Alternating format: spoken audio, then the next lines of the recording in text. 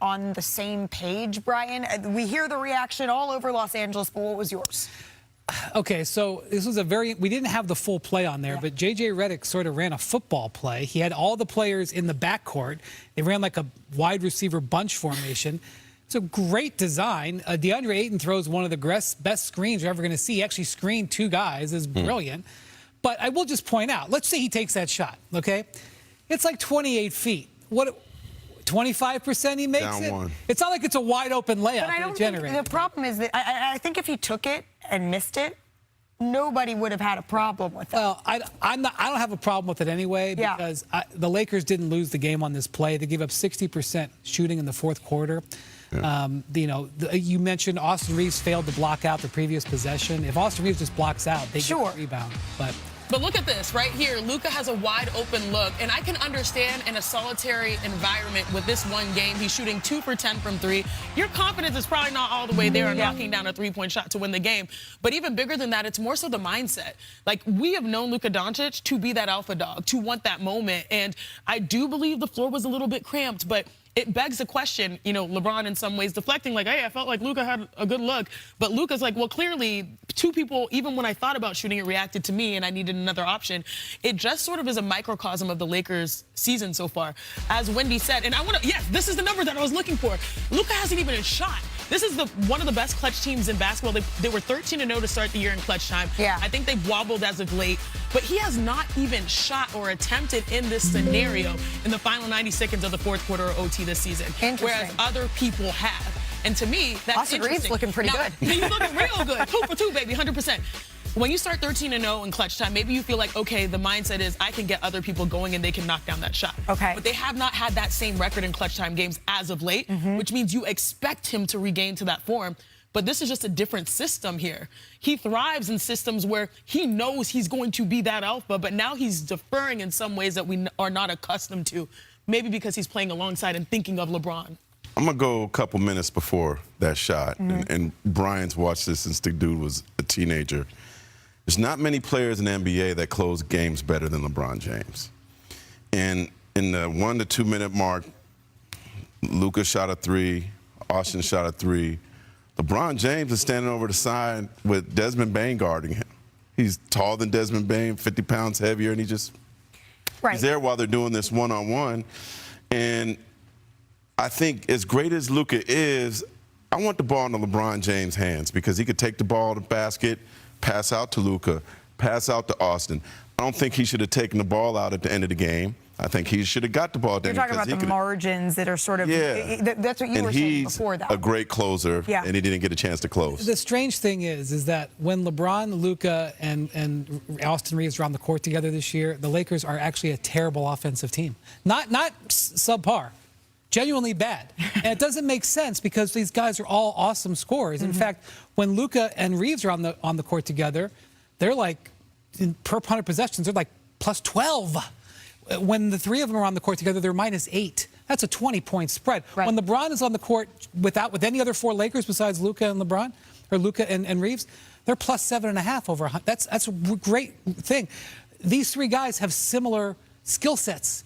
And they crash into each other. If they had another 500 minutes, 1,000 minutes to play together, maybe it wouldn't be the case. But they haven't had that luxury. It sounds a little silly, but in my brain, I'm saying, do they respect each other too much? We've seen situations, especially at the start of the year, where Austin Reaves was carrying the Lakers. Then you go over to LeBron having this run that amounts to him being an all-star. And everyone knows 2 or 3 years ago, LeBron James said, hey, I'm not the franchise guy. It's actually Anthony Davis. And Anthony Davis is no longer here. This is clearly Luka Doncic's future.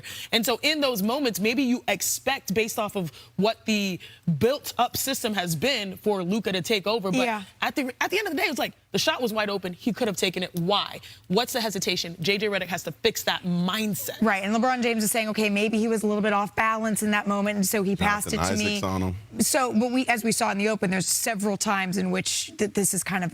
To ask Luka what he saw on that, but I thought he had a good look, and it looked like he kind of just lost his balance, didn't have a rhythm with the ball, whatever the case may be. And it kind of allowed him to get back in front of him. I was kind of off balance when he gave it to me. I thought he had a great look, but no, that's what I look. That's my POV. Did you and LeBron have any communication about the final play after it was over? when you passed it to him, did you think he had a shot, or did you recognize that it was kind of be a tough opportunity? I mean, I just saw him open. I didn't want to lose the ball, and we didn't have timeouts, But like I said, shouldn't have picked up the ball. I should have tagged. I thought I was getting a clean look, but that's on me. Let's talk about all this with basketball analyst Chiney Ogwumike. Chiney, what is your assessment of that final sequence between LeBron and Luka? LeBron said it. Didn't have rhythm. To me, that is a microcosm, not just that final play, but also the play before where they couldn't get a defensive stop. They're 24th in defense. But on that shot, why did Luka not have rhythm? It's because they have limited minutes as a big three in Luka Doncic, LeBron James, and Austin Reaves playing together. They're trying to make water into wine at this point of the season, but it's not come naturally to them. Was Luka open? Yes. Should he have shot it? Yes. But I can understand in that situation a little hesitation because on the night, he was 2 for 10 from 3. Sometimes you think about those moments, but even bigger picture, Luka's someone that goes alpha mode late in games. He's the one that gets the ball at the top of the key with no one else near him, knowing he can hit you with that beautiful step back. The system is not necessarily benefiting or working for the big three for the Los Angeles Lakers, and I think that is the bigger issue, and that's what that shot represents. And hopefully it's a moment in film for them to say, like, how do we make sure, Luka, you can feel confident enough to be the guy that we've come to know? And, I don't want to overreact to one game, but I do think that this is a good opportunity for them to discuss that moving forward if they're going to try to make a push in this playoffs. Okay, Chiney, we have much more from last night, including a big Eastern Conference matchup. Cleveland making a statement at home, beating the Knicks 109-94. Donovan Mitchell dropped 23 points. James Harden added 20 in the win. The Cavs are now 6-1 since Harden's arrival.